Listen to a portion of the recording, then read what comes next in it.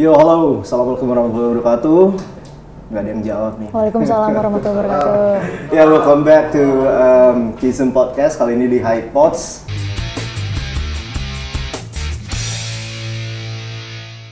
Saya Faraz Fauzi sudah bersama dengan Hanin. Halo Hanin. Akhirnya Hai, Mas. kita berjumpa secara langsung. Akhirnya bisa ngobrol langsung ya. Setelah beberapa minggu lalu kita berjumpa virtual ya. Betul. Kayaknya. Ya, welcome Hanin. Terima kasih Selamat udah datang. ngajakin main.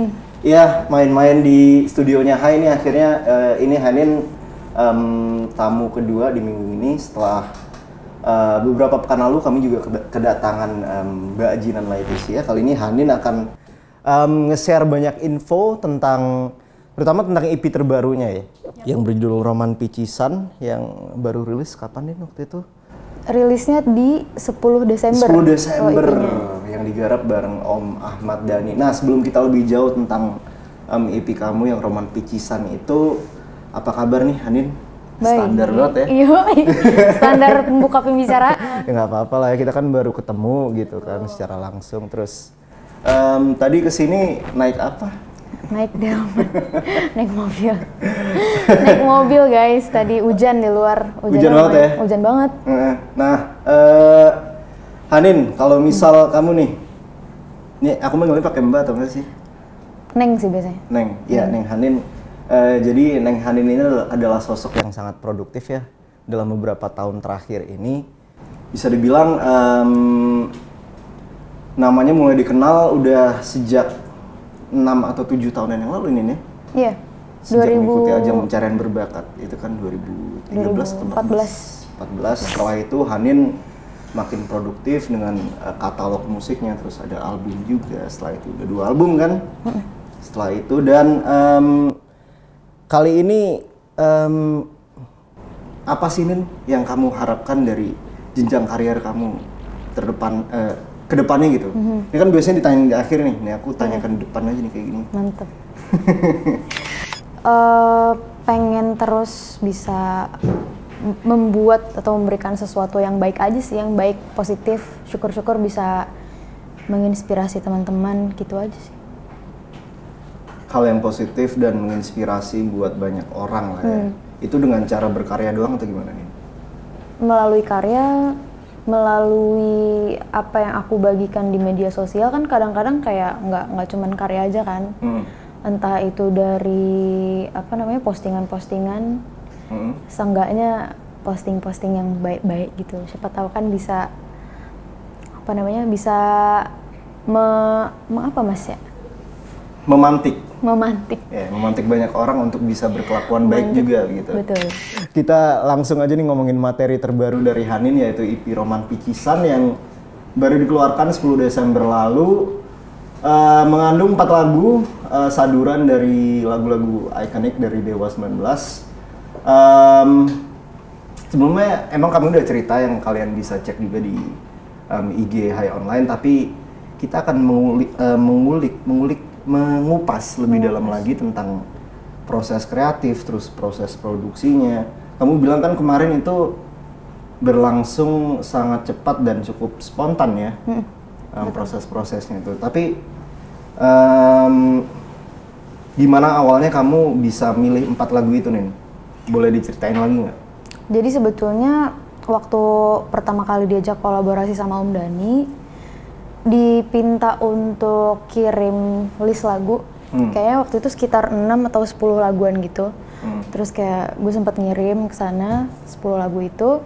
Terus dari timnya Om Dhani kirim balik gitu. Jadi yang dipilih si 4 lagu ini, Si Kangen, Roman Picisan, Pupus, dan Bukan Cinta Manusia Biasa. Oh, itu ngelis 10 lagu dulu? Ngelis 10 lagu, terus gue kirim ke mereka feedbacknya 4 lagu itu. Oh, itu ngelis tuh udah dalam bentuk demo gitu berarti? Enggak, cuma pilih lagu Dewa 19 kira-kira yang mau dibawain yang mana gitu. Jadi tim dari Mas Ahmad Dhani yang menerjemahkan kira-kira Hanin ini cocoknya di 4 lagu. Betul. Betul. 10 lagu itu apa aja nih kalau boleh tahu kalau boleh dibocorkan gitu. Masih ingat nggak?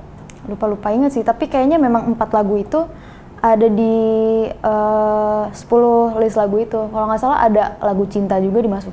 Terus ada Elang, Terus ada kalau nggak salah judulnya Persembahan dari Surga ya. Oh, yang dibawain ulang sama Romantic Echoes bukan sih? Iya. Sempat masuk itu juga.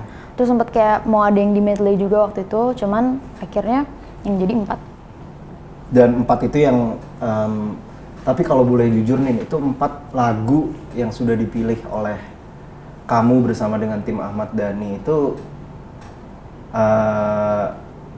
lagu Dewa yang kamu banget nggak sih sebenarnya? Atau kamu ada preferensi lain di luar 4 lagu itu? Sebetulnya 4 lagu itu Hanin banget sih. Maksudnya zona nyaman Hanin banget gitu kan. 4-4-nya ballad, terus udah gitu akhirnya di aransemen ulangnya juga warnanya yang tetap ada warnanya Dewa, tapi turns out dia ada softnya juga, jadi imbang banget sebetulnya sama suara Hanin gitu. Jadi 4 lagu itu zona nyaman banget sih sebetulnya. Zona nyaman dari Hanin. Nah, kan banyak nih kita menemukan di quotes yang ada di kafe, ada di buku tulis, ada di notebook segala macam. Keluarlah dari zona nyaman gitu. Iya, Gak tahu itu relevan apa nggak sih sekarang. Tapi kira-kira kalau disuruh gitu, apa tuh nih lagu seperti apa ya dari Dewa yang sangat tidak di zona nyamanmu gitu? Separuh Nafas. Separuh Nafas itu berat sih. Itu masih Ari Lasso sih? Nggak, oh enggak, Once. Itu Once awal-awal ya. Once awal, sama Cemburu. Iya berat sih. Ingin ku bunuh pacarmu. Tapi itu masuk list di 10 lagu itu? Kalau nggak salah masuk deh. Akhirnya inget lagi. Mantep, Separuh Nafas sama Cemburu itu jadi lagu Dewa yang ada di luar zona nyaman dari Hanin. Nah, ngomongin zona nyaman Hanin dan ngomongin inspirasi. Tadi kan kamu bilang nge-mention banyak tentang kamu yang sangat berupaya untuk memberikan inspirasi bagi banyak orang di sekitarmu, di orang-orang terdekatmu dan khalayak yang lebih luas. Nah, kalau dari perspektif seorang Hanin, apa inspirasi dari luar yang bisa kamu ambil? Hal-hal penting apa sih yang bisa menginspirasi kamu dalam berkarya gitu? Mostly sih orang-orang sekitarnya sih. Kalau dari faktor eksternal, orang-orang sekitarnya yang berkaitan langsung sama aku. Dan kadang-kadang dari beberapa orang ini pasti meninggalkan kesan kan. Meninggalkan kesan itu yang kesan yang baik kah, kesan yang kurang baik kah, yang bisa bikin sedih, yang bisa bikin senang. Nah itu bisa jadi inspirasi aku dalam membuat lagu, buat karya. Berarti impresi buruk maupun baik dan cerita-cerita yang pernah aku lalui sama orang-orang itu juga. Oke, semuanya ngeblend menjadi satu untuk menjadi inspirasi dari karya Hanin gitu berarti. Karena untuk aku saat ini bercerita yang mudah dalam sebuah lagu itu sih menceritakan pengalaman paling jujur gitu. Berarti kamu nggak kalau ngomongin lingkungan orang terdekat tuh nggak ini ya, nggak terlalu harus repot-repot untuk mengupayakan hubunganku dengan orang lain harus yang bagus-bagus banget karena kita nggak bisa kontrol orang lain. Nggak bisa, di luar kontrol kita kan. Jadi ya udah gitu aja. Kalau emang ini hubungan yang buruk ya emang ini adanya gitu. Emang jalannya begitu mungkin ya, seleksi alam. Tapi kan pasti ada sesuatu yang baiknya juga sebetulnya dari itu. Iya sih. Iya kan. Kadang kita ngelihat kayaknya pas kita dapat perasaan yang kurang enak dari seseorang, kayak ngeliatnya orangnya jadi jahat gitu. Padahal setelah kita ngelaluin itu ada sesuatu yang improve dari dalam diri kita. Jadi kayak kita dapat hal baik juga sebetulnya. Cuma perannya dia aja mungkin seperti itu di dalam diri kita. Peran dia yang sangat membuat kita nggak enak, tapi sebenarnya dia memberi pengaruh baik juga, positif buat kita yang kita nggak tahu sebenarnya. Betul. Wow, nggak salah kalau Hanin kuliah sastra sih. Idi, nyambungnya ke sana lagi. Suka beban deh kalau gitu. Cocok dengan aransemen dan orkestrasi yang dimunculkan di EP Roman Picisan ini kan, yang digarap oleh Mas Guntur sama Mas Dhani. Oh, Mas Dhani terlibat langsung juga di orkestrasinya itu? Kayaknya iya sih, mungkin ide pokoknya mungkin dari Om Dhani, yang orkestrasi ini Om Guntur. Tapi kamu terlibat nggak, Din? Enggak. Kayak sebagai seorang pelajar yang mendalami ilmu musik klasik, kayak ada BM-nya gitu nggak sih? Om Guntur ini harusnya gini kan? Aduh, ampun. Berani gak kayak gitu? Ampun Om. tapi udah sangat terpuaskan ya dengan hasilnya kemarin. Maksudnya kan dari kacamata mantan pelajar dan lulusan SMK Musik Klasik tuh. Tapi jangan salah Mas, dulu tukang cabut juga. Jadi kayak ilmunya mecetek banget sebetulnya. Tukang cabut nih, maksudnya nggak tiap hari dong cabut dong? Enggak sih, tapi sering aja. Beralasan kan tapi? Beralasan. Iya, iya atas alasan.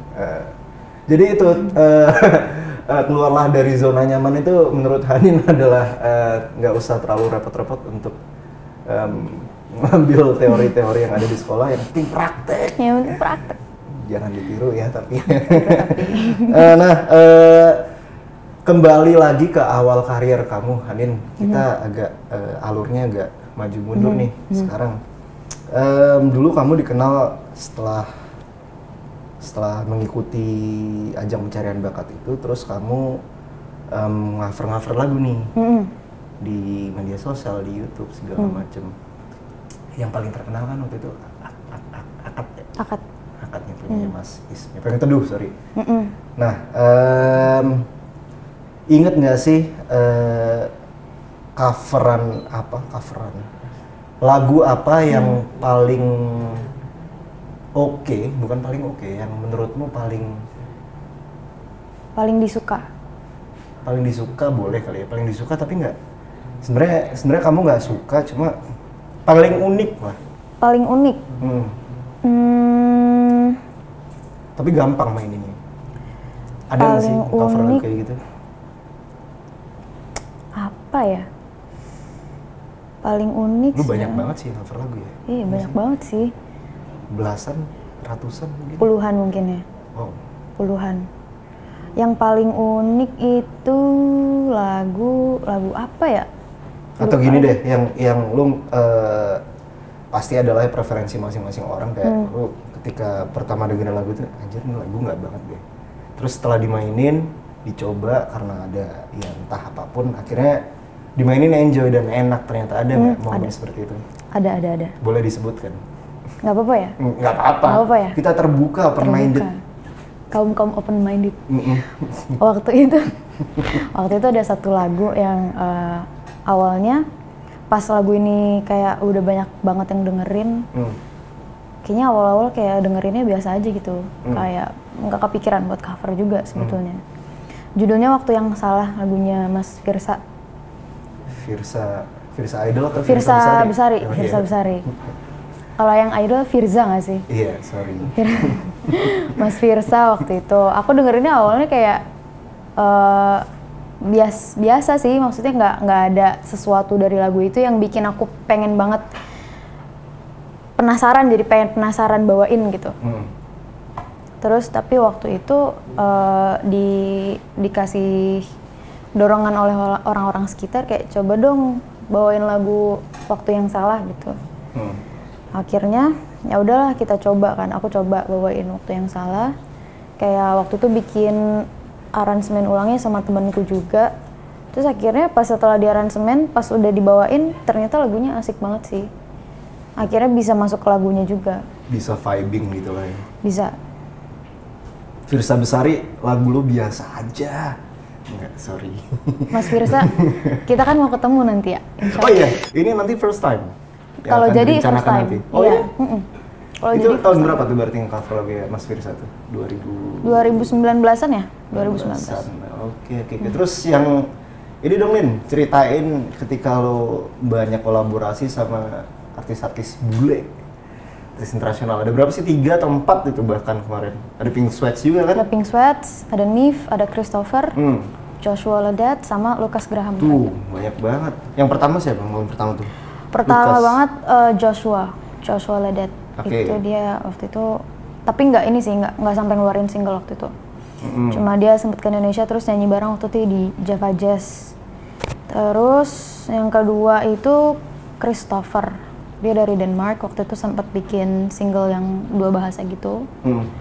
Terus yang ketiga Neve, waktu itu bikin single judulnya Where's the Love. Yang keempat Pink Sweats, itu 2 bahasa juga. Terus yang terakhir Lucas Graham. Jadi yang 2 bahasa ada 3, ada sama 3 artis ya? Iya. Christopher, Neve, Neve bahasa Inggris semua full, berarti cuma 2. Okay. Christopher sama Pink Sweats saja. Christopher kan orang Denmark tuh. Bahasanya bahasa apa? Bahasa Inggris. Oh, bukan Danish kan? Enggak, Kak. Oh, satunya bahasa Sunda. Satunya bahasa Sunda. Enggak lah, bahasa Indonesia. Sorry. Terus dari kelima artis tersebut itu rentang berapa lama sih, Din? Bisa berkenalan dengan kelima orang hebat tersebut. 6 termasuk kamu. Amin. Bisa aja nih Mas Faras. Sorry. Maksudnya berkenalannya tuh berkenalan sebelum kolaborasi kah? Atau jarak kolaborasi dari yang satu sampai? Dari kesemuanya, dari awal proses sampai akhirnya. Ngobrol kan pasti virtual? Sebetulnya waktu awal-awal sebelum recording, sebelum rilis gitu ya, ada beberapa yang nggak sempat ngobrol. Kayak sama Pink Sweats, itu nggak ngobrol sama sekali. Jadi cuma saling kirim demo Iya. yang dihubungkan oleh orang gitu? Iya, oleh si label. Oke. Kalau untuk yang beberapa itu kayak Nif kan sempat ke Indonesia, Christopher juga sempat ke Indonesia. Kalau Christopher waktu itu kirim demo dulu, terus isi vokal, terus kita langsung kayak pas ketemu langsung bikin video, jadi nggak sempet kayak ngobrol bareng untuk lagunya. Yang sempet ngobrol bareng itu sama Nif, karena Nif kan datang ke Indonesia tuh. Waktu itu udah sempet recording masing-masing juga sih, Nif di LA, aku di Indo. Cuma pas Nif datang kita kayak revisi lagi karena ada beberapa part yang kayaknya diganti deh biar makin. Take-nya di sini berarti untuk si revisinya itu? Iya, di Jakarta. Oh, diajak makan apa nih? Makan nasi Padang. Gitu doang? Sama rendang. Berapa hari sih dia? Ya rendang kan nasi Padang juga. Ya, iya juga, maaf. Kayaknya sekitar 4 hari ya. Emang iya? Semingguan? Oh iya, ada di Indonesia seminggu. Tapi kita ketemunya itu cuma 4 hari. Oh, diajak makan nasi Padang. Itu yang paling merepresentasikan, yang paling ini kali ya. Yang paling umum di lidah orang asing gitu. Dan dia kepedesan. Oh ya? Ya, katanya ada pedes. pedesnya masakan Padang. Pedes cenah mah. Nah, dari kelima itu mana menurutmu yang paling menantang? Dari yang nggak pernah ngobrol atau yang malah yang lu harus berinteraksi secara langsung? Sebetulnya masing-masing ada ininya sih. Iya sih ya. Ada tantangannya tersendiri gitu. Kalau misalkan ngobrol tuh kadang-kadang gue suka deg-degan juga karena bahasa Inggris gue kan kacau ya. Kadang-kadang kayak deg-degan juga.